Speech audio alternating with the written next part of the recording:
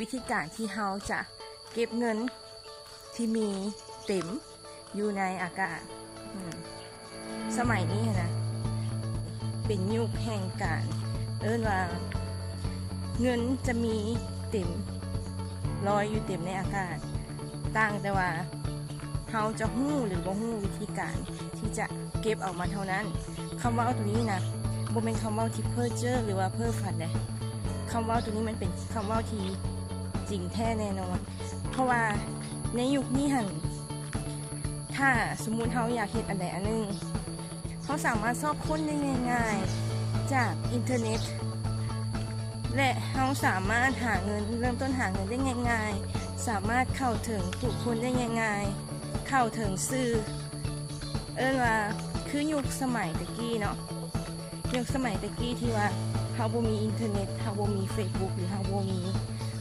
Twitter ข้อความ YouTube ที่ว่าส่งหากันนะการหาข้อมูลนี่เป็นไปได้ยากและการติดต่อพัวพันก็เป็นไปได้ยากมันบอกยุคสมัยนี้เอาตัวอย่างสมมติว่าเดี๋ยวนี้นี่เขาหากระถือวางงานเนาะวางงานบ่มีอาชีพและอยากมีรายได้เขาก็แค่คลิกเข้าไปในอินเทอร์เน็ตตัวอย่างคืออยากขายนมส้มสิคลิกเข้าไปวิธีเฮ็ดนมส้มขายเนาะวิธีเฮ็ดนมส้มขายมันก็จะมีเต็มขึ้นมาในอินเทอร์เน็ตแหละสูตรต่างๆซึ่งว่าถ้าเทียบกับตะกี้ถ้าเขาอยากเฮ็ดนมส้มขายเขาต้องได้ซื้อแหละได้ซื้อสูตรเป็นล้าน2 ล้านกว่าสิได้มาเนาะแล้วก็มาลองเฮ็ดพิธีถือว่ามันสิเป็นหรือบ่เพราะว่าโจเซเจียแต่ว่าในยุคสมัยนี้ที่ว่า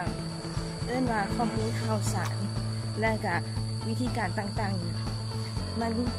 เฮ็ดได้ง่ายๆเฮ็ดได้ง่ายๆและเราสามารถซอกหาได้ง่ายๆผ่านอินเทอร์เน็ตหรือแม้แต่ Facebook เนาะหรือแม้แต่ Facebook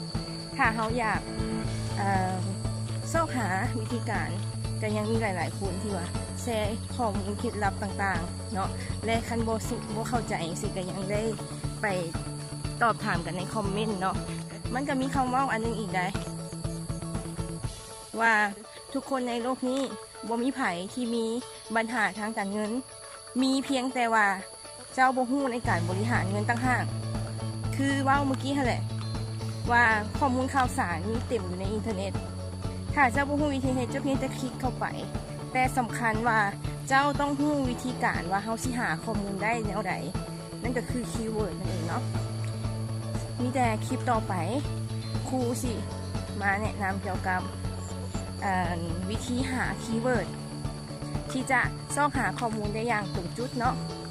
วันนี้ก็เป็นคลิปสั้นๆเนาะครูดร.เกตแสงสว่างช่องทางสร้างชีวิตลาไปก่อน